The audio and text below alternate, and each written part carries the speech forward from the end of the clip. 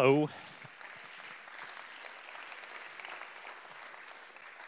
Thank you for joining us this afternoon at Valley Performing Arts Center. We are very pleased today to partner with the Mike Curb College of Arts, Media, and Communication for today's Commerce of Creativity Distinguished Speaker Series.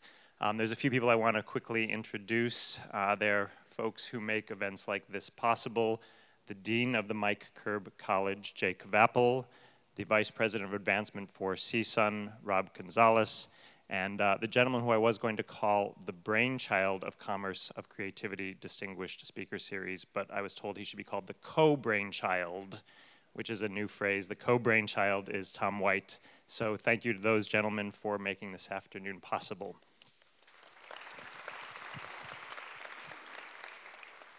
The Commerce of Creativity Distinguished Speaker Series exemplifies individuals who engage in impactful communication and artful business, and through that really change the world. And personally, I can think of few individuals who exemplify those qualities more than CSUN alum Jim Berk. It is true and has been said amongst my friends that one of the things that makes me a boring person maybe to some folks is I'd love to stay home on a weekend evening and watch a documentary film. It really is, I'm a huge fan of all of Participant Media's documentary films, for example, and I think I've seen almost their entire catalog. So in having the opportunity today to introduce the gentleman who made so much of those films, it's a great pleasure to tell you a little bit about him before that chapter in his life. Jim Berk was born and was a resident of the San Fernando Valley. Of course, he was a CSUN alum where he received a BA in music. Immediately after leaving CSUN, he became an LAUSD music teacher and then became the youngest principal at 29 years old ever in the history of the Los Angeles Unified School District. After being an educator in a way, Jim continued to educate, but in a very different manner. He went on to become at the helm of a number of important media companies, which eventually landed him as the CEO of Participant Media. Participant Media is, and I'm going to quote, a global entertainment company focusing on socially relevant content in film, television, publishing, and online media. And as I said, I think I've seen their entire catalog, but a few of the films that you may know Participant Media for best are, of course, this year's Oscar winner for Best Documentary, Citizen 4. The very first Participant film I saw, I think, was Good Night and Good Luck. No, actually, Inconvenient Truth was the first. Good Night and Good Luck came after that. And if you've never heard the soundtrack for Good Night and Good Luck, by the way, I highly recommend it. It's a great soundtrack. It's always in my car. And other films like Lincoln and The Help. So in the world of impactful communication and artful business, it's my great pleasure to welcome to VPAC and CSUN, Jim Berk. Thanks a lot. Appreciate it. Thanks a lot. Good afternoon, everybody. How are you? You there? Good, good, good. We'll try to make this a little bit more interactive, if that's okay with you, and maybe even a little bit more casual, if we could. My name is Jim Berk, as Thor was so nice to mention, and I'm very pleased to be here. And I thought we'd just spend a little time kind of hanging out a bit, talking a little bit really about disruption and uncertainty. And they're kind of the hallmarks of the media landscape right now. They're actually some of the attributes that define millennials, which is most of the people in the audience, and actually describe my career in some ways too when we talk about disruption and uncertainty. So in thinking about how best to approach this conversation, I thought it might be illustrative to go through my career in the context of why I made the choices that I've made and how each experience prepared and paved the way for the next one. Then I thought we'd just spend a little time and touch on the current state of disruption in media technology, music, film, the social impact area, television, digital and arts education, and look at the mega trends and how they're impacting the way the arts are created, distributed, consumed, and taught. And then finally, really, how does this all apply to you? You're entering a workforce in the next 5 years, so really, what does this all mean in the world that you inhabit? But Before we jump into this, I thought that I'd start with a little bit of a disclaimer by quoting a gentleman named William Goldman, who was a very big film critic and writer in the film business. And he wrote a quote that became famous and was actually used by a lot of people throughout the years. And simply says, "Nobody knows anything. Not one person in the entire motion picture field knows for a certainty what's going to work. Every time out, it's a guess, and if you're lucky, an educated one." So I like this quote for today because it applies to everything I'm about to say. What you're going to hear is a worldview based on my experience. None of it, some of it, or a lot of it might provide fodder for a thought for you. So please, take whatever feels right to heart and feel free to forget all the rest. You really want to just customize what I'm saying to really apply to your particular life. Because as you'll find out as we talk a little bit about my path, everybody's is quite different, and mine was a bit unique. As Thor mentioned, I have a BA from CSUN, and also from CSUN I have a California teaching credential. This is true, but the way I came to CSUN was a bit unconventional and actually started what was a different and unique path. I was a proud band geek. I was right at Birmingham High School, for any of you who are Valley kids. There we go. All right, we used to be called Birmingham Braves, and they're not allowed to anymore. That's not socially correct. But like many kids in the Valley, I went to UCLA, actually. That was the school I started. And even though I loved music, and like many Jewish kids, I was going to be a lawyer, because that's what Jewish kids in the Valley did pretty much back then. And UCLA had a good music department, but it had a great law school. But during my freshman year, I realized I was always happy when I was playing music in a band or leading a band. And I also realized that I had this epiphany that teachers are, at least to me, were really cool people. And I decided to become a teacher. I remember when I told my mother, I said, "Listen, I'm going to become a teacher," and she said only one thing: "Do you know how much teachers make?" And I said, "Yes." I had no idea, by the way. I said, "Of course I do," And she said, "Well, good luck to you then," And so I went to UCLA to the school, the undergraduate school of education, and said, "Look, I want to be a music teacher. I'm really excited about this. This is great. You can become an ethnomusicologist major, or world music, and you'll finish your bachelor, and then you'll take another 2-year program after that, and there's no way to accelerate it, and this is the process, and then you'll go through this process." And I realized that in order to move quicker, that I would have to change things up and look at different alternatives, and that's where Northridge came into the picture. So it was my first counterintuitive decision to leave UCLA, where I was on a partial music scholarship and planning to become a lawyer and make a good living, and instead to transfer to CSUN to do a combined BA in music and teaching credential, which is usually a 4 to 6 year program, but I wanted to do it in 3 years.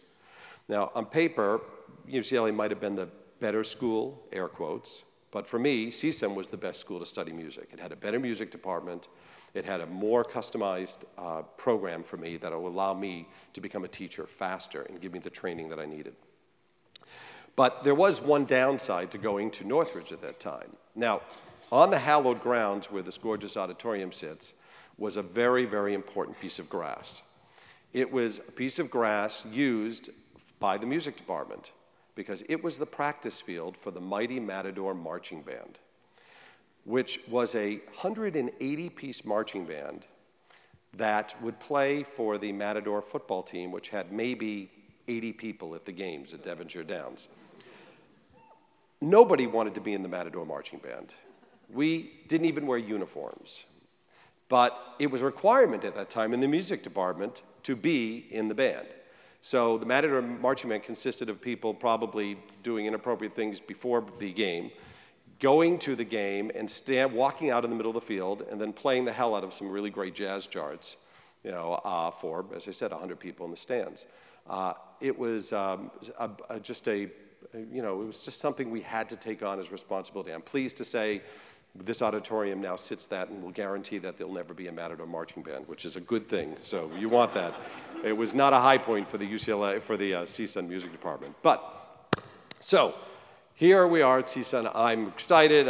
You maybe can tell, a little bit of a hyper kid. I'm organized. I'm proactive. I'm upbeat. I'm making friends with the professors. I'm a little energetic, which is code for probably annoying. And it was but it was a big change going from one school to the other. But it didn't matter, I had a great time. Immediately became friendly with 3 other trumpet players. I was a trumpet player. So 4 trumpet players, bad combination. Rented a house in the area, like probably many of you have done. Rented the van, like many of you do. The guy strong-armed me out of the van, which was in my name, left me last, moved their stuff into the house first. I was really pissed. First day, got there, finally got the van, went to get my stuff, got there, drove up, fire engines out front. They had burnt the house to the ground. So it was an electrical wiring issue. They didn't do it, and everyone was fine. The house was not. I kind of laughed my ass off because sometimes I learned finishing last is really finishing first. It just depends on the circumstances and the outlook. But seriously, what mattered about my time here was that I developed a close relationship with a few professors and created work opportunities outside of school that I knew would prepare me for what I wanted to do. Now, I didn't make any money in most of those work opportunities. I got little stipends. I became the assistant band director at Kennedy High School nearby, and then I was an assistant band director at the LA City Marching Band, which basically meant I ran and got lunch for the other band directors and got to do some of the breakout sectional rehearsals. But my relationship with those teachers, my experience with those programs, and my relationship with professors like Professor Delward and the dean of the music school at the time, these gave me a profile internally within the school. And it also gave me a profile externally. I didn't realize what I was doing at the time, but those things led to me getting an inside track to a job offer for a school in LA Unified School District before I graduated. And so I realized that this was a critical first step. Opportunities are created when you place yourself in positions in which you can be on the radar and you have advocates out there in the marketplace advocating for you. I call them champions. You need champions who believe in you and will block and tackle because everybody needs that support at some point. Anybody who says they did it on their own is full of it. Okay? You always need somebody out there in the marketplace who's going to help you. And as I said, Bob Delward, the dean of the schools, a couple of the professors here, these people are the ones who were my champions and got me my first spot. So when I graduated, I headed off to become the new instrumental music teacher at Carson High School in South Los Angeles. And Carson's a real working class community. It has a proud tradition for one of the finest football teams in the country. 20,000 people would show up to the football games. And no tradition for instrumental music. In fact, the prior music teacher, who I was taking over for, had left a year earlier after all the instruments and most of the band uniforms had been stolen and sold off. There was one music class run by the choir teacher who was threatening to quit if he had to lower himself to teach instrumental music again. And that was the program I walked into. Now, looking back, I was ignorant and naive about the conditions of the program, but I realized I had 2 things going for me. First, I believed in my ability to perform because I had done all of those hours with those outside activities, and I actually had listened to the classes at Northridge that really were teaching me the skill set that I needed to actually be able to be a teacher of music. And I also had a champion. This school was the assistant principal. She believed in the school, the kids, and the potential of the program, and for me. And I loved being a teacher. It was an amazing, amazing, fulfilling job. And I couldn't wait to go to work. Weekends were a drag for me, just to get through the weekends, to get back to school on a Monday. And I was completely obsessed with teaching, and in 5 years, the kids and we built Carson into be one of the top 5 programs in the state, and one of the most highly regarded ones in terms of recognition awards and 4-time LA City champs. And it was a great, wonderful program. Kids traveling who'd never traveled before, doing amazing things and keeping their grades up. So, I realized who needed to become a lawyer. I was now earning as a teacher $9,761 per year. And, but I also got another $1,730 in what was called Teacher Urban Incentive Pay, which we called combat pay, because it was pay for teachers to teach in certain schools that they couldn't get teachers to teach at. But again, as I said, I didn't notice any of that. And off we went. I had a great time, fantastic experience. And when you're young, you don't worry as much about money. And actually, that matters because it really does figure itself out in success. When you're successful, the money follows, and more than enough that you'll be very happy with. If you focus on it in the early years, you tend to lose sight of what really matters. And so being a teacher was the first of many of what I call my favorite jobs I had that I never thought about leaving. But I was asked after about 5 years to create a magnet school at a high school that they were rumored to be closing. Now, the assistant principal I had mentioned, that was my champion at Carson, became the principal at this high school. And this high school is Hamilton High School in West Los Angeles.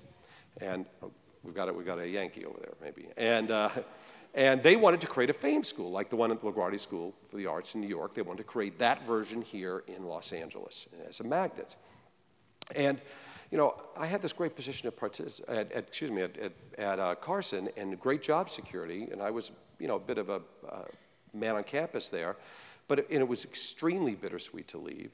But I had the opportunity to lead the creation of a new school that would expand reach and impact. And that was compelling. It stirred something in me about wanting to have a larger impact. So I went to Hamilton and convinced some amazing music teachers to join with me, and we wrote the curriculum, hired teachers, and I set out to recruit the first class of what would become the Hamilton Academy of Music. Now, most other music teachers across the school district were against the school, and there were some really good reasons. There's a whole intellectual discussion about magnets and whether they are brain drains and pull people from one school to the other. But at the time when all these music programs were closing and collapsing at the school district, this was a way to try to provide access to a quality music program for many schools that didn't have them. But the junior high school teachers wanted nothing to do with it and refused to give the kids applications. So I drove many times with my wife, at the time we were just married, and I drove to every one of the 72 junior high schools in Los Angeles Unified School District at the time, and spent a half a day making presentations to all the performance groups. Now, to get on campus, it took directed from the deputy superintendent of magnets, a really great guy named Ted Alexander. And that allowed me to get onto the campuses. And he was, again, definitely a champion. We talk about these champions, and it'll be a constant throughout my conversation with you today.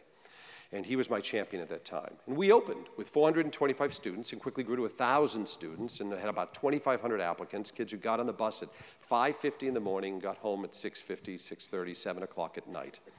And they went to school until 4:30 p.m. every day before the after school activities started. And they had to take theory, music history, piano, 2 performance ensembles each semester, as well as a full college prep academic load. We had 17 performance groups, 97% graduation rate, 98% matriculation to college rate. But the interesting thing is most of the kids who went there did not want to study music in college. But music was the thing that made them want to go to school. It was the thread, it was the important thing to them. And that's why they were willing to go to a school like that. It distinguished them, and it was getting them access and an entree into really great universities. And what's exciting for me is the school, 28 years later, still exists and is going strong. I'll be there next week with a couple of the guys from Red Hot Chili Peppers and some record executives to actually pick the winners for what will be the 4-year scholarships that will be awarded to a half a dozen kids at the school. So it's really exciting that that school all these years still goes on. And you'll find as you go through your career, something that's really compelling and exciting and powerful is not when something falters when you leave, but when something actually grows and expands and continues to flourish. It makes you feel really good about the work and the time that you've spent. So 3 years later at Hamilton Academy of Music, my champion, that principal, retired. And that was an issue for me because that person, Betty Malpe, gave me the latitude, trust, and support to lead the magnet program. So rather than work for a new principal, which wasn't really appealing to me, or leave, which was another opportunity, and just go work at another music magnet somewhere, I did what I thought was something a little bit unconventional at the time and probably could be quite humiliating. I applied to be the principal. Now, my passion was music. And this was my first step leaving music and moving away from a direct connection to it. But I thought I could have a chance to make a greater impact by running the institution that housed the program of the program itself. And that, again, was appealing to me. So at that time, you know, to be a principal in a public school district like Los Angeles, you had to have a master's degree and a public administrator's credential, which I had earned while I was teaching at Carson, going to night school and summer school and weekends. And you would then have to take this 3-part principal's exam. It was a massive program at the time. It included a mock interview with retired principals who played angry parents, lawyers, and district officials who would try to trip you up as you were taped in this 1-hour conversation, meeting that you have with these people to see how you would handle it. And then you were put at a desk with an in-basket, and you had 3 hours to go through a papered in-basket, or what would be an email basket now, and you had to handwrite all the memos and the responses to what all the problems from a teacher who hit a kid to a parent who's complaining about this, and you had to prioritize what were the important things and what would you do, what agency would you go to, how would you handle this. And then you had to take a multiple choice test on state law, administrative law. It was 300 question test. And so then it went to committee, they reviewed the results, and then 20 people would be put on in a list. And if you were on the list, then you could get selected to be a principal at a high school. So challenges for me were twofold. One, my age. I was, as Thor mentioned, I was 28 actually when I applied. And the average age of a principal at the school district at that time was a little under 60 years old. So it was definitely an issue. And also the established principals and music administrators thought I had not paid my dues, that I was some just young kid, upstart, you know, trying to game the system and move ahead. And I remember being told, you don't understand how the system works. Just do your job, and in 10, 15 years, you can reconsider. But you have to wait. You have to take your place in line. But I remember talking to one of my champions, you know, and as I mentioned, I had a few in the district, and a couple board members like Roberta Weintraub, Mark Slavkin, and Deputy Superintendent Ted Alexander, and Sid Thompson, and Ramon Cortines, and these folks. And a couple warned me that I would absolutely have very little chance of making the cut because there were going to be 600 plus applicants. But they said, you know, why not try it? It's good practice. And I figured kind of for the first time, what have I got to lose? And kind of that question is the kind of hallmark for me of a question I ask myself a lot of times going forward. And I thought, what do I have to lose? So I'll make a fool of myself. So I won't make a list, so I'll waste some time. But it's an opportunity I had to see, and so you know, risking rejection was worth it. I made the list and became the principal at Hamilton High School. So it was really cool to become the youngest principal, blah, blah, blah, you know, whatever. That's not what mattered. What did matter was I really didn't have a lot of the experience in district bureaucracy, in politics. And so there was a deep learning curve that was, you know, I had to really get around pretty quickly. But on the other hand, that ignorance really worked in my favor because I didn't understand a lot of that. And I spent most of my time focusing on what many of the educators in the room know as a child-centered approach, which is whatever decision you make it on what's in the best interest of the child.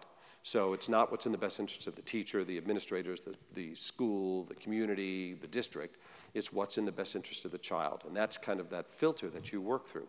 That became kind of a filter that I used in every single job. And one of the things I should mention that most of what I've learned in terms of leadership and running companies, and some have been as large as, you know, above 10,000 employees, I learned as a teacher. I actually learned that skill set as a teacher. And we'll touch a little bit later on. So I had a blast at Hamilton. Great school, 2,500 students. School here was rumored to be closed, was, you know, busting at the seams. They were bringing, you know, bungalows on the campus to just keep up with the growth and the enrollment, and scores were going up, and it was a top-performing school again, and it was fantastic. And I'm a tenured principal, so I could be at Hamilton for the rest of my life. I had a guaranteed job in a great school. I had the master key, you know, but then you had the whole, with the little pull chain and the keys. I could go anywhere. It was great. And, you know, it'd be crazy to leave something that fantastic. And I never even thought about doing that. You know, the school, the teachers, everything was an amazing opportunity. But an opportunity evolved, which really evolved over a couple of years, which led to, again, another very bittersweet and difficult decision. And that was with the Grammys. Now, the Grammys and Hamilton Academy of Music, the magnet, partnered to create a new program that we created called Grammy in the Schools. And this is where professionals from the community would come in and spend a day teaching seminars, master classes. You've all been to some of these probably at schools, different versions of them. And they conducted ensembles at the end of the day, and then record company executives came in, and kids were assigned to labels, and some got managers, and it was a really kind of a big event. And the program spread to dozens of cities across the country and still goes on at the Grammys today. And the head of the Grammys at the time, the chairman, I would meet, and we'd visit come to the school, and he'd take me to lunch. And he became one of these champions, somebody who was just very much in my corner. And I like to go to lunch with him because I usually ate in the teacher's cafeteria. So instead of having a grilled cheese soaked in butter, I was able to go to one of these nicer restaurants like people in the entertainment business go to. And we'd go to this nice restaurant, he'd tell me about the vision and the dream of the academy and all the things he wanted to do. This is the Recording Academy. And I'd say, thanks for lunch. And he'd say, why don't you come? You can join us. I'd say, no, I got the coolest job in the world. And this went on for over 2 years. So we then had a Grammy in the schools and went to lunch one day, and Mike said, do me a favor, you're at the office around 7 in the morning, yeah?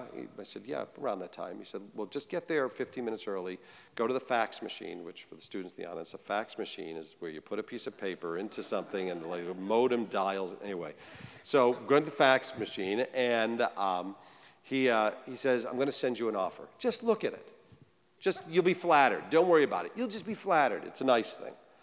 And I said, okay, and I got work the next morning, didn't think twice about it, go to the fax machine. Piece of paper came up, Mike Green, Chief Executive of the National Academy of Recording Arts and Sciences, his stationery, there was nothing on it, it was blank. So I called Mike up and said, hey Mike, there's nothing on the piece of paper. Were you trying to send me something? And he goes, yeah, I sent it to you.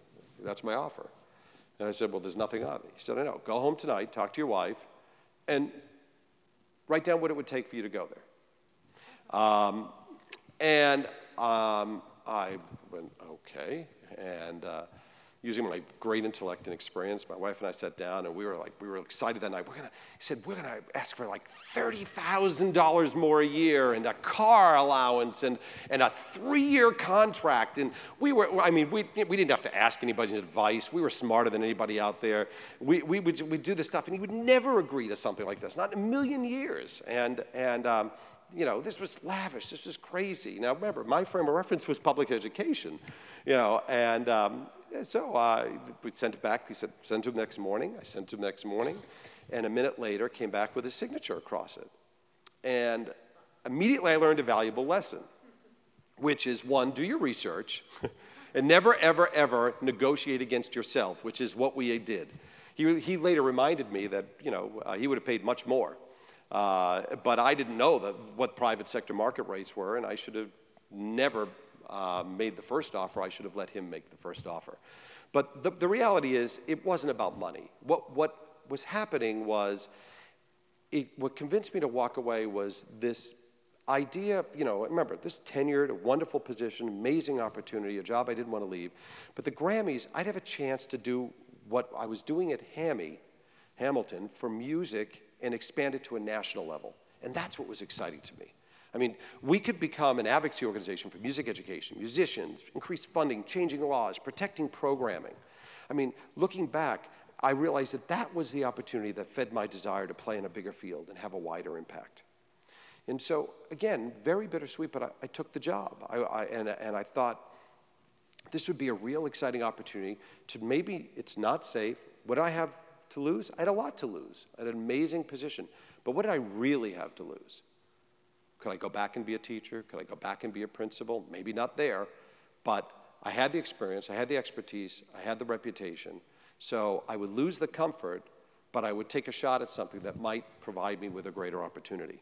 And so I went over to NARAS, and National Academy of Recording Arts and Sciences, NARAS, the Grammys, to become the founding executive director for what is now the Grammy Foundation and the Music Cares Foundation, and lead all their national education and professional development programs.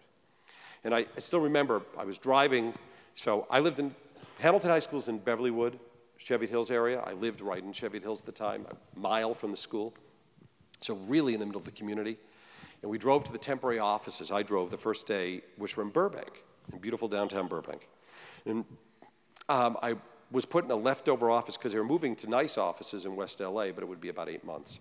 So here I go, I drive there in my new BMW because I got a car allowance, and I park in my little space, it's all new to me, and have a nice meeting with the guy who hired me, and then was shown up to another floor, to an empty office with 2 people in it, with a temp assistant, rental furniture, and 1 program manager. And I had that morning meeting, and that was it. And I sat there in this spare office and said, I'm the biggest effing idiot that ever lived. This was a huge mistake. And why would I ever leave something as amazing as Hamilton? And I remember I left the office for lunch, and instead of going to eat, I took a walk and called my wife and said, I really screwed up big time. You know, and there's no way to get my principal job back. They were already searching for another principal. And she reminded me that you make your opportunities and helped me refocus and not on what I gave up, but to embrace the uncertainty of what would be. And this concept of uncertainty is it's going to be a thread that's going to live very much in your lives as you look at your own careers. Because it's not a bad thing. It's actually a very good, exciting thing. And I also realized that at that point, that negativity brings on negative results.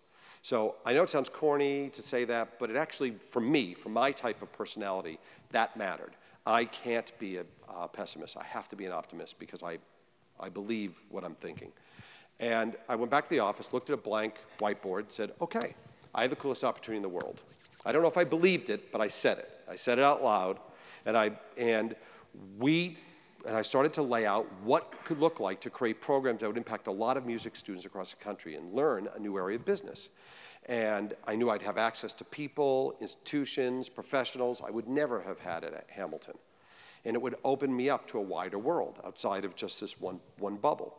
So in the subsequent months, I identified a few championships, created this blueprint, and then hit the road to the chapters across the country and sponsors to get support to underwrite this. And it turned out to be a wonderful job and critical to what would come next. So there, everything's going great, having a wonderful time, and I was recruited from the Grammys to become the global president and CEO for Hard Rock Cafe International. Now, this was a big and very unconventional opportunity for me.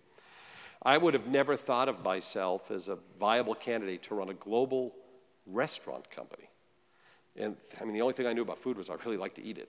You know, other than that, I mean, I had no experience whatsoever. And, but I subsequently learned that the chairman of the parent company, which was called Rank Group, a big entertainment company with film and Odeon Cinemas and Pinewood Studios and you know, a very FTSE, which is a top 100 companies in the London Stock Exchange.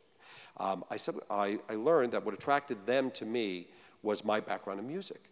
It was the music that they're after. It was the idea of being around a big brand like the Grammys, and they wanted to move Hard Rock, which was having some trouble, back towards its branded roots and to really try to turn the business around. I hit it off with the chairman of the parent company, who again became a champion, and this champion is what really is that throw line all the way through this. It really matters. So my wife and I, along with our 2 young daughters, packed up the house, and we moved from the city we love, Los Angeles, to the cultural capital of the United States. We moved to Orlando. So given that I, didn't have any relationships in Orlando, any connections in Orlando, any experience in the restaurant business, I realized that I needed to enter this job with a couple things. First, a really big sense of humility.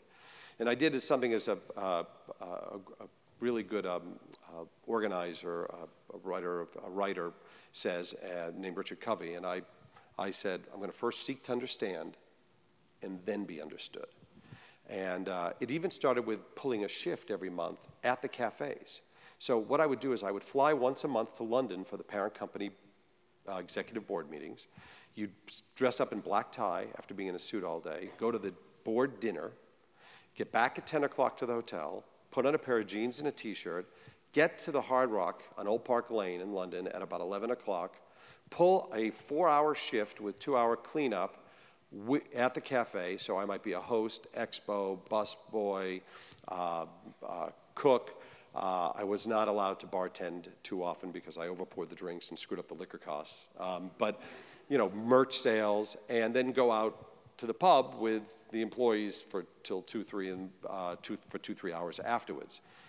And I did this every month all the way through the half a decade I was at Hard Rock. And it was important because I needed to get a sense of what it was like to be on the front line. I needed to understand what it really was. It couldn't be paper. It couldn't be a presentation. It couldn't be a book I read. I really needed to log those hours, like in a wonderful book called Outliers, where you have to log those 10,000 hours. You have to spend the time actually doing the work to actually understand what something's like and have that sense of empathy.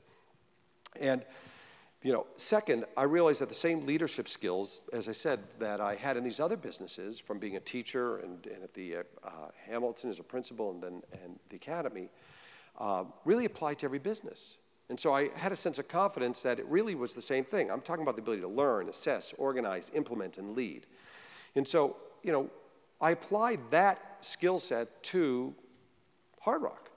And we went back to food made on site rather than brought in frozen. We increased quality, we lowered prices, we added back, busboys to improve the service. We established volunteer programs at every cafe to live the mottos of love all, serve all, and all is one.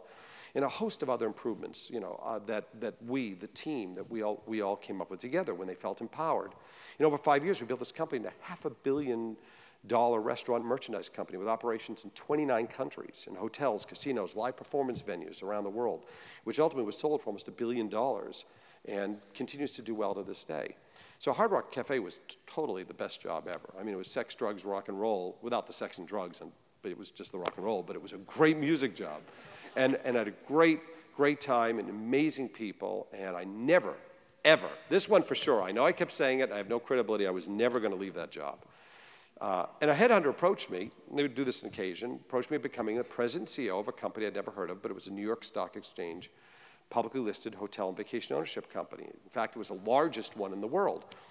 And I thanked him and said, I'm not interested. Don't even bother sending the materials. And why would anybody be so daft to leave Hard Rock Cafe?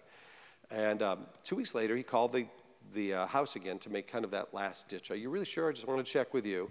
I wasn't home. He got my wife. And my wife said, oh, of course, send over the materials. He'd be happy to look at them. And that night, we were packing for that evening we were going to Bali for the opening of the Hard Rock Hotel in Bali on Kuta Beach. And she said, oh, you have these materials to look over in the plane. They sent them over. I told them that you'd want to see them. And she said to me, what have you got to lose? Through my own question in my face. And there's an important lesson here. And if you don't know this, if you're not connected to a partner or a spouse yet, you'll learn this. They're always right. Even when they're wrong, they're always right. But seriously, I have to tell you, there is a lesson here, and that is when there's somebody who genuinely cares about you in your life, doesn't have to be a spouse or partner, but is not emotionally connected to you, to what it is that you're looking at, they have that little bit of distance. They can look at things differently than you might look at them. And they have the ability to see a bigger picture that you might not see. I rejected that opportunity out of hand. I had no interest in that. My wife saw an opportunity for me to have a larger leadership role and maybe expand my horizon, and thought that maybe I wouldn't want to be 25 years as the CEO of Hard Rock Cafe, and that this could be an interesting opportunity. She didn't know, but she thought it was worth at least looking at. And I realized that I had this great gig, but this could be a really, really cool thing. I would learn the film business because I had a big film piece. I would learn, the theme park and business, and I would learn the hospitality business. And I could run a public company versus a division of a larger company, which is what I was doing now. So again, a few months later, after a bittersweet farewell, I went to Fairfield and found that a different business model sparks some different things inside you. And I really enjoyed the business elements. I enjoyed the company and the great champions on the board, and we ultimately sold the company for close to $1 billion to a company called Sendon, which was a big New York hospitality company. And the company continues to do really well to this day. So after the sale of Fairfield, I was approached to run a segment of a private equity firm called Griffith Colleges. And again, it exposed me to a different business environment, but it's a whole different world, private equity. It's fascinating.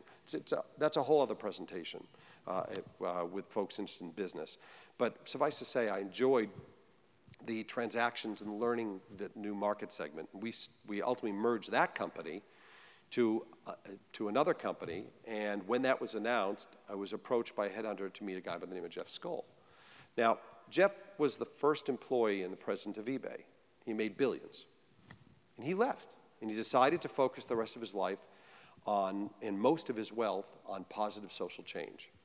Now, I had not heard of Jeff, to be honest, and before we met, I was intrigued, but also a little bit suspect, because most people don't come to Hollywood to make films, to make socially relevant movies.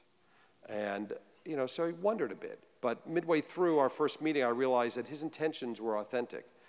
He really wanted to disrupt the conventional wisdom and view about art and commerce and use media as an agent for social change. So he talked about a double bottom line, social impact and financial sustainability. And this, to me, sparked a real interest. It was a very compelling vision. However, the vision was also a bit daunting. I mean, making a bad movie is really, really hard.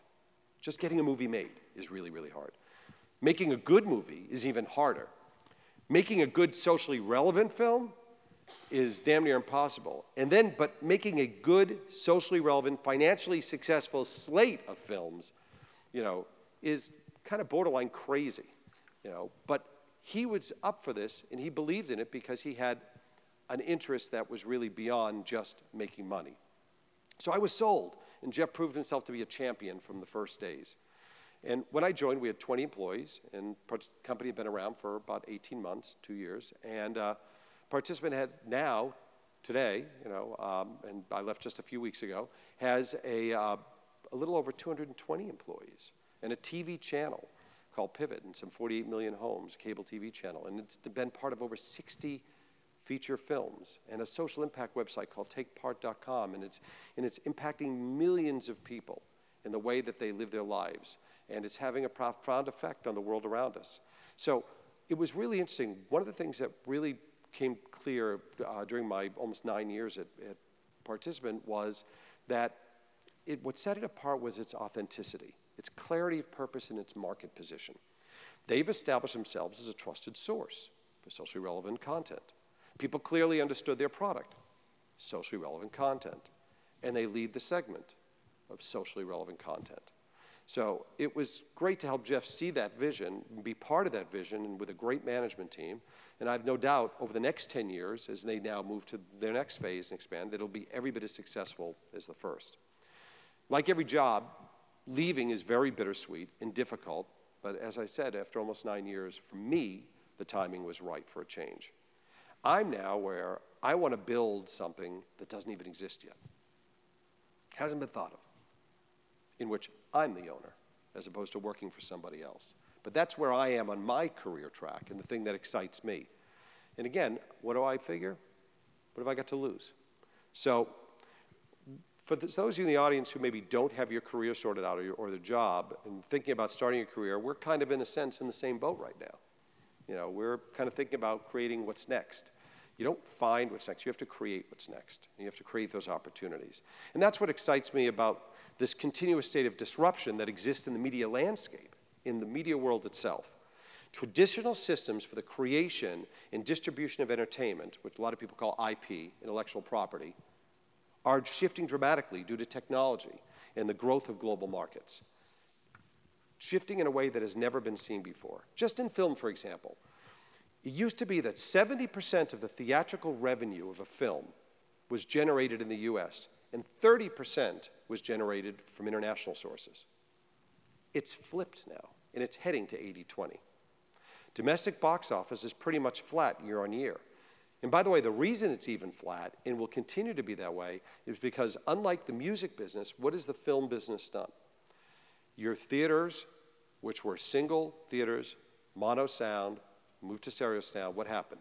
Dolby, DHX, stadium seating, reserved seats, gourmet food, bigger screens, 3D. All these things kept changing the music experience. What happened to the CD market at the same time? $15.95, $16.95, $17.95, $18.95. Nothing changed. The product stayed the same. The experience stayed the same. That's why in music, you've seen live music do well, but the market, the distribution market collapsed, and we'll talk just a little bit about that. So you've got a solid, stable theatrical market, but you've got this growing, robust international market. Now, in the television world, you have cable viewership is dropping, and I mean dropping. All the indicators are showing that. If I asked all the students in the room how many of you have cable versus how many of you are over the top, which means you're unhooked to a linear cable channel network. You're getting your stuff through Netflix, Amazon Prime, Hulu, illegal, what, you know, you are, excuse me, you are finding ways to get your product in a different manner than the traditional system. So you've got this viewership dropping, but yet in the DVD and CD, the other ancillary methods in which content was distributed, collapsing, but something weird is happening. Juxtaposed against that, you're watching more content than you've ever watched in your life. So the systems, the traditional systems for distribution are imploding, collapsing, disappearing, with a couple exceptions: theatrical, stable; live music, stable, because people always will want a collective viewing experience. And you've got these traditional systems of distribution of IP, of content, disappearing. And the emerging stuff that's coming up isn't replacing it on a revenue model. That's the disruption that you're seeing. And that's, you know, it's fascinating, because we're talking about watching more content ever than any time in history. I mean, television is in the midst of a golden age, right? In my day, we didn't have that. And you could play that game, and you'd hear about all these things. They were on 20, 30, 40-year cycles for change. In certain ways, technology and consumption was happening. Now it's condensed. It's under 10 years. If you're in your 20s, which most of you are, except for a few people in the second row here in the center, but I won't say who. Not my wife, that I can tell you. But she's in her 20s. You're growing up, they grew up in a different world than you. When you were, 10 years difference. So we're talking about a younger brother or sister, or somebody you know who's 10 years different. You know what? You hear things you didn't have that they had growing up. You didn't have Netflix growing up. Netflix was around, you know when Netflix was formed? It was 2007. Facebook, 2004. Netflix was a DVD mailer company who was insane to try to do streaming. Ask them what percentage of their business is DVD, distribution, remember, through the mail of getting those DVDs. It's virtually nothing. iPhones, 2007. iPad, 2010. These are all things that kids who are 10 or 12 years are growing up with now. You'd have to say, well, in my day, we didn't have these things. That's the condense that's happened. That's what's so amazing. And I could go on and on and on. It's crazy. I mean, Uber, you didn't have Uber. When I was a kid in high school, we didn't have Uber. I mean, it's a completely different world. So this constant disruption in the marketplace has had a lot of impact on your generation. And that's, as I said, most of you. And there's a lot of you, by the way, more than just in the room right now. There's actually 100 million in the United States. And you're the largest and arguably most influential generation on the planet right now. But you're also the hardest to understand. You kind of, it's interesting because you've been shaped by both opportunity and crisis. 9/11, climate change, safety concerns. But at the same time, opportunity. Companies that didn't exist worth billions of dollars, people becoming billionaires in a year, 18 months, 2 years. Silicon Valley as an industry, think of what it was 10, 15, 20 years ago. But you're also highly cared for your parents, which is interesting, versus generationally it was more like get out there on your own. There's a little bit more of comfortable hugging going on.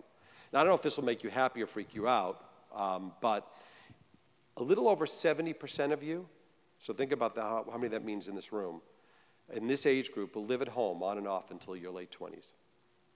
But on the other hand, you actually like your parents, so it's not about getting out of the house as quickly as I can. You're comfortable going home to be able to save money, to be able to go out. So again, it's different generation. You're the first generation in the history of the world to lead your life publicly. Nobody else does what you did. You develop and manage your identities online, happily revealing all the details about yourself. And you like to explore independently, but you dislike labels, and you don't trust people as much. And unlike other generations before you, you're open to changing jobs. You don't look at tenure or the concept of one job, one company as the most important professional goal. But given where you are today, I think the most important identifier of your age group is you define success differently than other generations.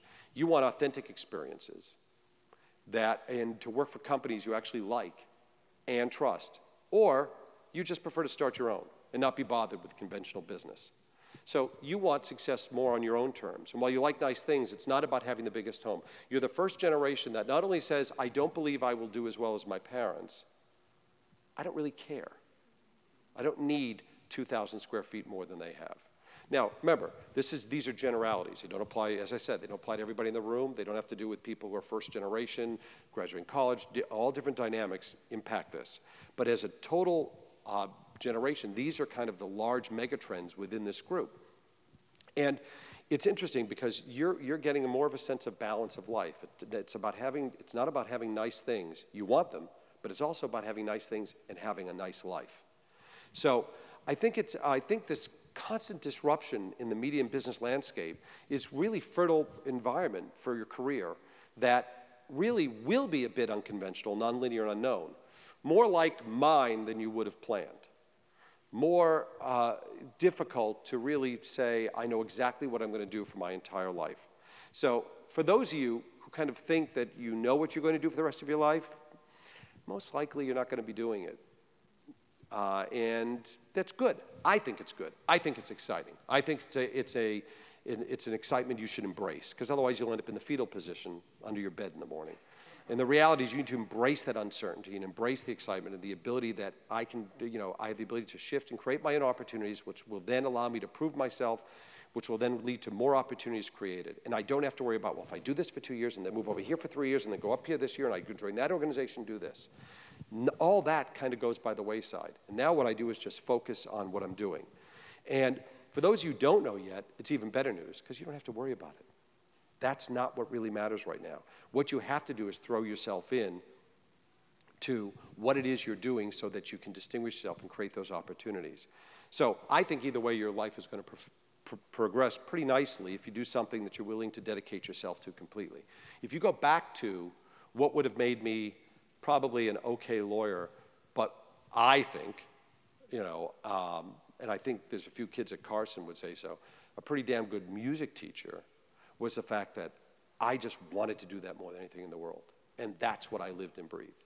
And I threw myself into that, and that's the opportunity that led to the next thing. So I don't think it really matters what the job is. I think you have to approach whatever you do with that type of passion, bordering on an obsession. Now, if you do this, you'll be successful because you're going to create those opportunities that you never thought possible. But they organically reveal themselves.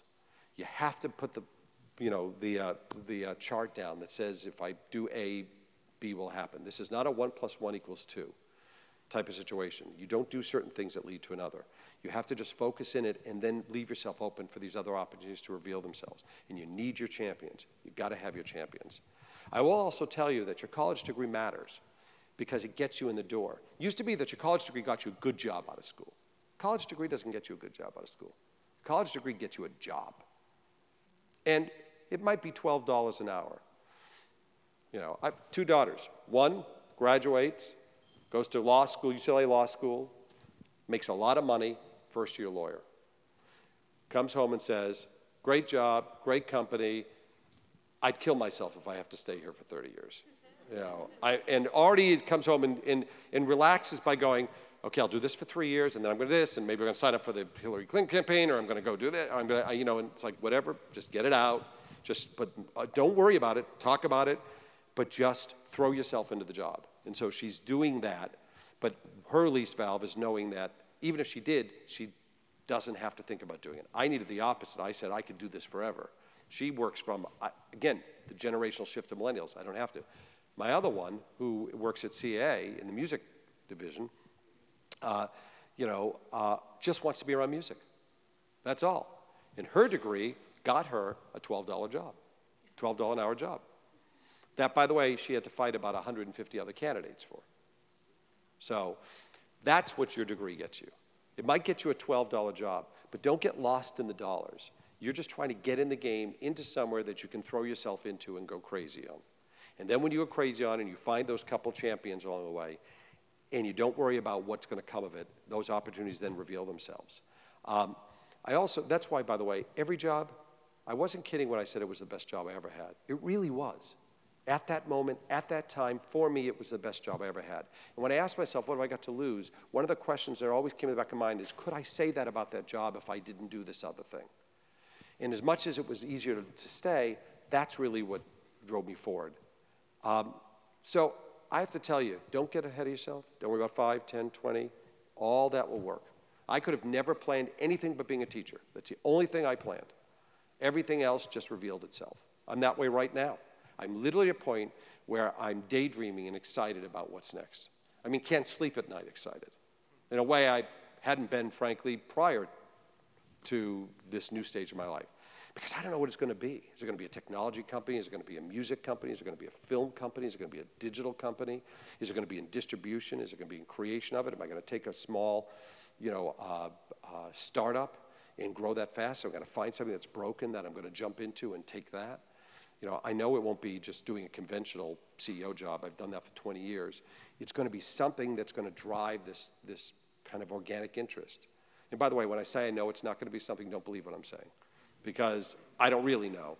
But right now, this is what's exciting me. This is that whiteboard that's going on in my head, and the craziness, and the need to just jog and run and think about and do these things, and because I'm excited about that, and that's where already stuff is starting to happen. And that's what gets me excited. That's when I can't sleep and can't wait for it to happen. So just recognize this one last thing. You have to imagine yourself, you just got on a roller coaster. Doesn't matter whether you like them or not, you're on it, okay? And you have no idea, you only see the track goes down, and you see kind of a little thing over here and a little over here. You have no idea where it's going. You don't know what's going on. It's a roller coaster at night. It's a roller coaster at night with no lights, right? All right? And you don't even know how long it is. And you don't know what's going to happen. But you can't get off. You're stuck. You're in the seat. It's already tick, tick, tick, tick, tick, tick, tick, tick, tick, tick, tick. It's already doing up the first ramp thing, right? So you have no choice. You're buckled in. So all you can do is you can dig in, grit your teeth, be angry, frustrated, throw up, black out, do all those things. Or you have to basically just throw your hands in the air, start screaming, and enjoy the ride. Because really, at the end of the day, what do you got to lose? So thanks, everybody. Really appreciate it.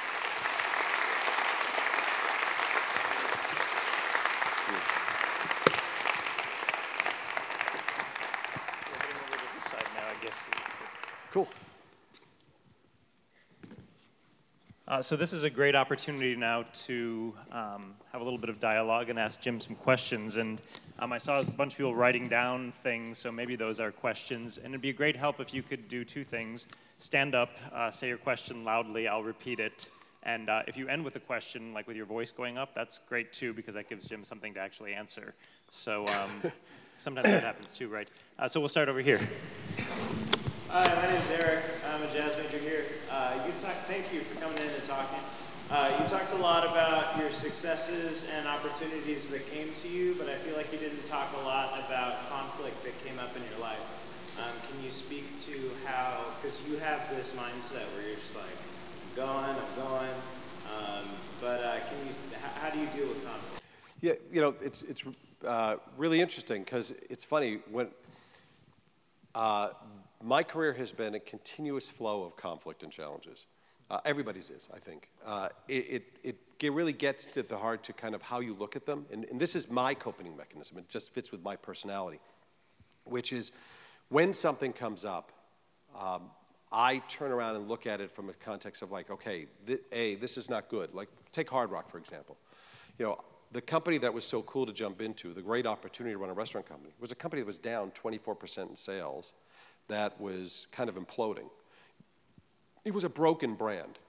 And it was a case of having to restructure a management team, do a massive amount of reorganization within the company, and to fight a very strong headwind of bad press and people dismissing the entire segment of this kind of themed dining piece. What I tend to do from the way I approach things is to take a look at these things and say, okay, what can I do with this? This is exciting. Oh, God, it's down 24%. Do you realize that's an opportunity? How do we change that course? So the negativity exists. Every business, every situation has challenges. It's just, I looked at it as a way of an opportunity. I was a trumpet player since 7th grade, and I was a good trumpet player. Fortunately, they didn't record your senior recitals here back then. And you'd hear, I was a good trumpet player. I wasn't a great trumpet player. I wasn't going to ever be you know, that great trumpet player. That was a challenge, that was a frustration. But rather than say, damn, I'm not gonna do this and be the burnt out teacher, it was like, okay, wait a minute, I've got the basics of this. I like the music part of it, but what, you know, how do I feed into that? What really drives me? Well, I like being the guy in charge. I like being the guy going, you know, I like that guy. And so that became, you know, using something that was a setback or a challenge or a defeat, so to speak, of that moment of recognizing after all those hours in the basement over there, that I was not going to be that guy. I was going to be the guy in the B jazz band. I was never going to be the guy in the A jazz band. That, you know, I was going to be a journeyman trumpet player, that wasn't enough. And so rather than say, well, you know, that bullshit of those who can't teach, you know, it was like, now wait a minute, that's a challenge for me. So I'm going to redefine and relook at how I then reposition that. So and this occurs, you know, every single business, every single work opportunity you're in, you're going to be met with problems. You're going to be met with people who don't like your personality, don't like your style, don't like your operating method, don't like the choices that you've made. You know, in one company, I tried desperately, I tried this thing called, well, consensus management. Consensus management is you sit around a table and with your senior team, and you say, we're going to decide everything together so there's total buy-in. I think the school district tried this, so like shared decision-making or something, or school-based management, or it was the big fad, and so it made its way into private companies. So I thought this sounded great. I'm going to do this. It was a complete cluster. I mean, it was a disaster. You know, because the idea was at the end of the day, people want discussion, they want to be heard, they want to be empowered, they need to be accountable, but they need decisions made. And you recognize that when you're in a position of leadership, in any situation, you're going to be making decisions that other people are not going to enjoy as much. And that just, again, it just comes with the turf. And, you know, I will tell you, the more you move out of a group position into a leadership position, it can be a department chair, it can be in charge of 2 people, the dynamics of that relationship changes. And you have to accept that. What you have with somebody as a colleague, I don't care if you're in the band and the person becomes the drum major of the band. I don't care if you're working with somebody side by side and they become a manager and you don't. The dynamics change. When you become a CEO, the dynamics dramatically change. And the people who are around you can be confidants, they can be colleagues, they can be partners, but at the end of the day, you're kind of out there on your own. That is one of the probably more challenging things. I wonder what a consensus-based marching band would be like. And really the question is, are there specific things from being a musician and a music teacher and leading a marching band that you think about daily as specific sort of skills or things that you refer to? Well, you know, really when it goes back to the reason why I kept going back to the music piece, which applies to everything in the teaching piece, if you think of what you're doing as a musician, you're an individual wanting to express itself, but doing it in the context of a large organization. So you have to figure out how to play along with, still distinguish yourself, but you're actually working some larger goal of creating this, in this particular case, art, creative expression.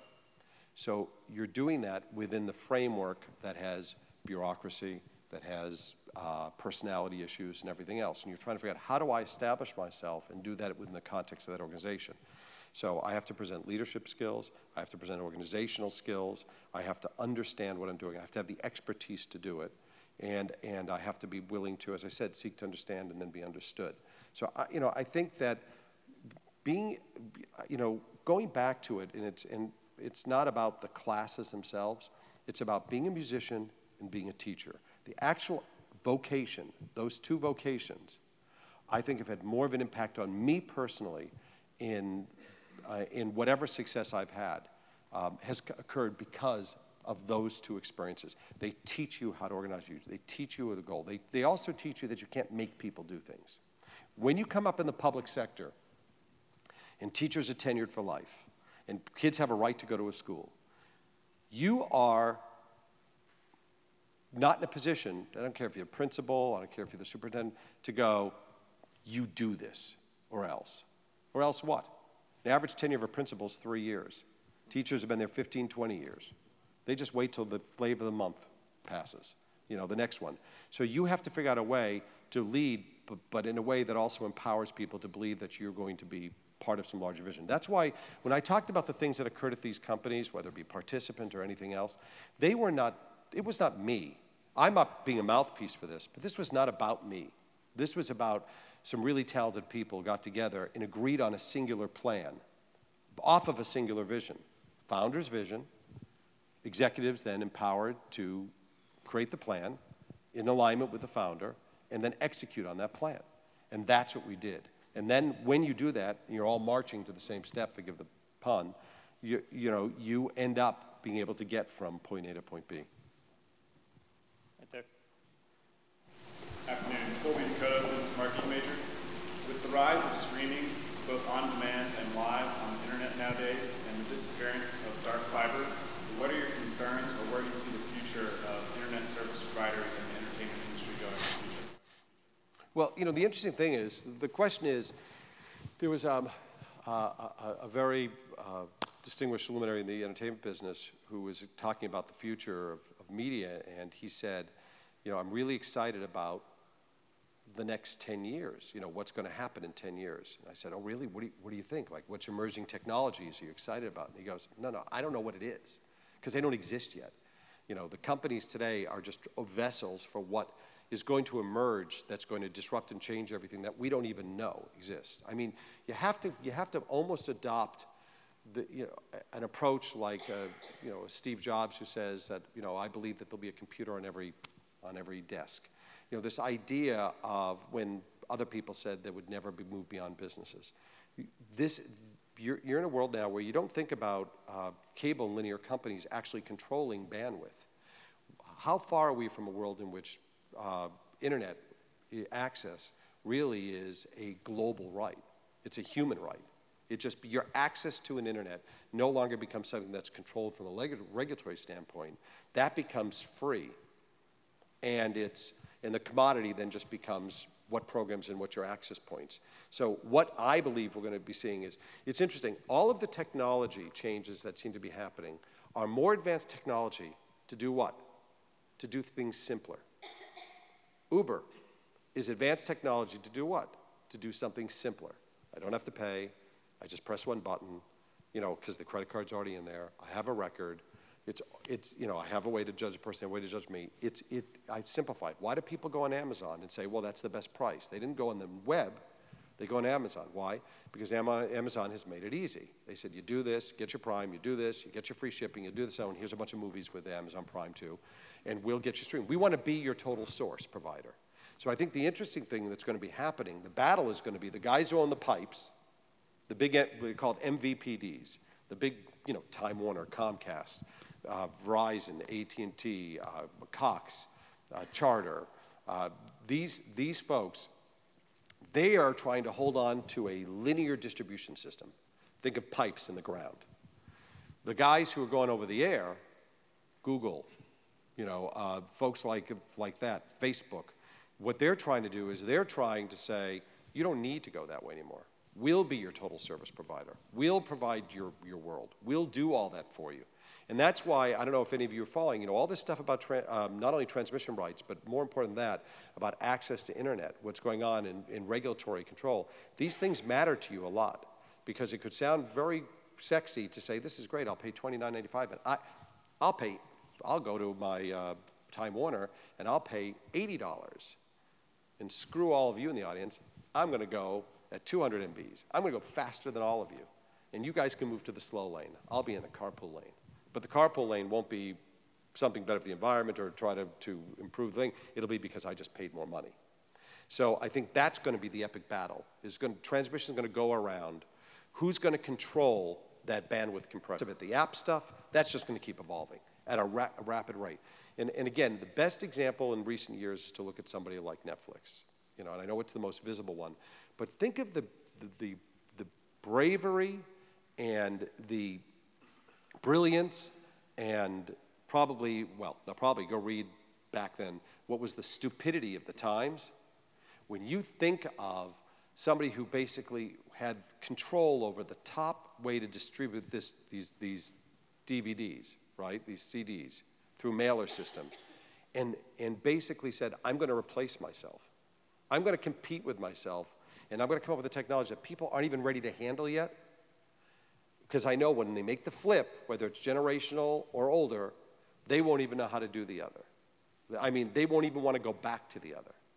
And so when that technology occurs, then everybody else jumps along, because when Netflix came on board, suddenly Apple TV became important, because I want a way to get my stuff thrown to my TV set.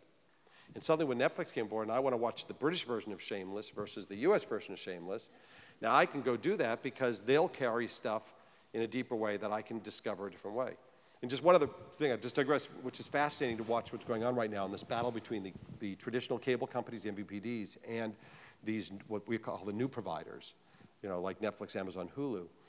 Right now, you can prove that watching something, binge watching something that is on a restricted, an MVPD, a cable company. Let's take Portlandia. Portlandia's viewership was here, at this many homes. And then people got to watch the first season, binge watched on Netflix prior to the new season starting on IFC. So what happened, or Sundance, is it Sundance or IFC? By the way, there's a good point in that, the fact that we don't even know what channels things are on. The IP isn't the carrier, the IP is the content itself. That's what matters. But the reality is they went dramatically higher. Why did they go dramatically higher? Because people got to test the series on their own, get hooked on it on their own, and then were caught up, and they wanted then to just then keep up with the series from that point. So you've got the advancers, the people are going to go watch Downton Abbey illegally when it's on in Britain. Then you've got the people who will wait and watch it all the way through, as it happens. And then you got those who will say, I'll wait till it's done, and I'll catch it on the flip side, watch it all at once, and be back in place. So I think that's the fascinating demographic right now, the pull of urgency with the fact that I will not let you tell me what to watch. What's a successful show right now? And they do live +3, L+3 or L+7, 3 days or 7 days, which means I've DVR'd it, and that I've watched it 3 days. Within 3 days, they count that as watching like live. Live +3 days, live +7 days. They were live, then they went to live +3, now they're going to live +7, which matters for advertisers. So what happened is, you've got this L7 going on, which is now with the rating system they're using to look at this stuff. So a successful show will have 17 million homes watch it, which is fantastic. But if you go back to Norman Lear and All in the Family, everybody watched. 50+ million people watched at 8 o'clock on a Monday night to find out what Archie Bunker was going to do. That's how centralized. So the networks controlled what you watched, how you watched, when you watch it. It's now completely disaggregated and flipped itself on its ear, and now the consumer controls what's watched, how it's watched, and when it's watched. So anything that's going to bring more control to the consumer is going to win. And the one thing the cable companies are realizing now, and they're smarter than the record companies, in my opinion, and it's just that opinion. And the reason I say that is the record companies, I was at the Grammys at the time that this went on, what did they do? Do you remember, some of you, who maybe studied, do you remember what they did when people started with downloading on Napster? They started suing people. They decided in conjunction with the RIAA that they were going to sue individual users who downloaded stuff. They were going to chase the consumer. But the root problem was the consumer was going, you paid $300 million to that artist, you got to get it back, that and all your marketing money. You put an album out, you charge me $20, it has 11, 12, 13 songs on it, you restrict it from me, and so I've lost that price valuation. I'm out of here. I'll just take it this way. And they completely lost the idea that other people were involved in the making of that music and there were royalties attached to it and that there was a whole intellectual property rights system. And they lost that battle and have never really recovered from that. You're seeing the beginning of that in cable because how many of you are paying $180 a month for that full bow cable? You're not. They're bundling. How many of you have a landline? Yeah, just a few, and usually, you know, and you know when most of them have it? They have it because if they've got doing internet, you get a cheaper price if they're forced to get their phone for a year. And I went through this, and with my daughter, and she got it, cheaper price, and refused to even buy the phone to plug in the thing for it. I'm like, well, keep it for emergencies. Like, because what if there's an earthquake? She's like, I'm not, no way. All the calls are telemarketers, you know. So she refused to plug in the phone, and then canceled it after a year. I mean, that's literally what we're talking about. There was a world in which everybody had an AOL address. They would never lose that market position. You know, that's how quickly things are flipping. There is no safe position anymore in the distribution of stuff. It's about making something complex easier. That's why the watch, the Apple Watch, is going to be very interesting. Is it cool and fun, or is it going to actually make something easier? And if it's not going to make my life easier, it's going to only the techies are going to like it. One more question, yep.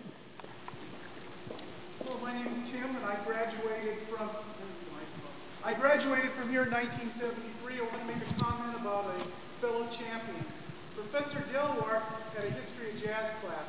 I lectured on early jazz in his class for 10 years. What I want to talk about is overcoming what I thought was an unsurmountable obstacle. If you have a champion, they can help you. I lectured in his class for 10 years. I liked early jazz. My main goal, I wanted to have an early jazz radio show. I kept going to the radio station, KCSN, year after year. They laughed at me. What, you want to play this music? Finally, they got disgusted after me after so many years, and they said, you'll never have a radio show here. I mentioned it to Professor Delwart. He said, Tim, why didn't you tell me that? You've helped me for years. He strong-armed me. He said, the head of the radio station doesn't make the decision. He said, I've been here longer than the president of the university. He said, I'll go over his head, and I got my radio show for 6 years. That's great. However, since you were in the music department, I also lectured in Gerald Wilson's class. Yeah, I did Gerald Wilson. I lectured in his class all on early jazz, and also made with Professor. Yeah, I was probably in your class. Okay. From Gerald Wilson, I learned how to do 6/4 time. 5/4 time. You know, it's 1, 2, 3, 4, 5. 1, 2, 3, 4, 5. That's how you do it. Sorry. Is there a question? Because I think we have time for one more question. Yep. Patricia Creo, I'm a multimedia production major, but I was wondering, you had stated that at the moment you're trying to build up your own business at the moment. What steps, obstacles are you going to take from building that? Yeah, right now I'm not trying to do anything. Right now right now what I'm doing is seeking to understand. You know, I'm in the mode where it's, you know, one thing you find that when you're, you know, and this goes to I've tried to use different moments, snapshots throughout my life just to illustrate some different points. And one of them, when I talked about my wife and looking at something with distance, you know, when you're very close to something, you know, and, you know, Participant was a labor of love and was, as I said, you know, 8.8 years and an amazing company and just extraordinary people, and, you know, I'll always have big love for the company and enormous respect for Jeff and what he's doing. You're in it. You're in front of it. And what you have to do is you have to pull away. You have to find some distance from something. So that it's kind of like the fog lifting and you see what's around you. Because the way you judge the world based on visibility of a half a mile can be dramatically different than the way you judge the world with a higher visibility. So right now, as what happens with folks who are journeyman executives, you know, when you leave one place, a bunch of calls come in, incoming calls from headhunters and private equity money and all this type of stuff about what you want to do. And if you want to be working tomorrow, you can do that, you know, in some kind of really fun, cool stuff. But what you have to do is take a step back and take a breath and take a look around and go, okay, now, what do you want to do for the next 10 years? What's the next really exciting thing? When you look at that checklist of different things, what's the thing that will have me not want to just go spend summers in Italy, but just like be in that 24/7? Can't wait forget the weekends. I want to be doing that. That's what I want to, and it's got to be something that powerful that you want to leave your wife and your kids and, you know, and control over your life.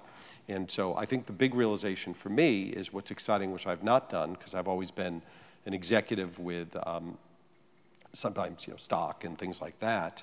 And I think the idea of being in an ownership position is a different dynamic. And I'm always searching for that different dynamic. So I think if you ask me today, what excites me, it's that. If we bump into each other a week from now, or 2 weeks from now, or 3 weeks from now, or a month from now, I might say I want to wear a cream-colored suit and and work in a gorgeous auditorium. In other words, it reveals itself. And right now, what I've learned, the one thing I've learned, and it is something you learn. It's kind of you hit your head, you do something enough time, you finally realize that is the case. I've learned that this is one where you really get to kind of just smile and feel really good and enjoy this kind of moment where all the possibilities exist. Where today's Thursday, and I can decide I'm going to start I'm leaving tomorrow to go start my own company. And on Friday, I've decided I'm going to go do a private equity run with a group over there. And on Saturday, I'm buying a villa in Tuscany, and I'm not ever working again. And on Sunday, in other words, right now I'm in that mode where I'm just looking at all these things flashing and enjoying the uncertainty. I'm enjoying the opportunity. And you wait for, God, that's really great. That's really great. Boy, you'd be crazy not to do that. Oh my God. I don't know what it is. That one. It probably won't be about money, and it won't be about, it'll be just, that's it. That's the thing. That's what I want to do. I was here. I've been put on the earth for that thing. And that's what you feel like when these opportunities come up. And so that's kind of the uncertainty that I'm in right now, and I'm just embracing it and loving it. And perhaps there's something you'll want to disrupt when you enter the next chapter. Yeah, mainly the house right now. My wife's going to throw me out at some point. So, I'm going to call to the stage the Dean of the Mike Curb College, Jay Kvapel, who will wrap up the afternoon for us. Okay.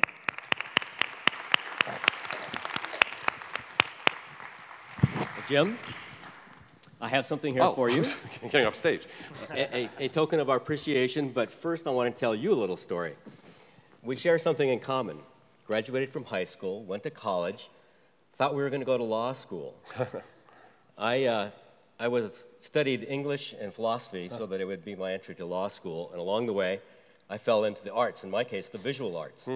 My parents weren't so happy about it, but I said, this is what I'm going to do. Forward 40 years later, I've had a lot of my career under my belt, and I'm having a glass of wine with my dad, 98 years old, one night. And we're just after dinner, and he says, Jay, and he tips his glass to me, and he says, I'm really glad you didn't become a lawyer. Wow. So, very cool. From one non-lawyer to another lawyer, I want to say, we're very glad you didn't become a lawyer, and you did what you did, because it helped change the world in lots of ways. So, a round of applause for a wonderful, wonderful lecture. Thank you, sir. And a token of our appreciation, would you open it? And Sure. Yep. There you go. Oh, that's beautiful. Thank you. So, That's lovely. thank you very much, Jim. Thank you. Thank you very much.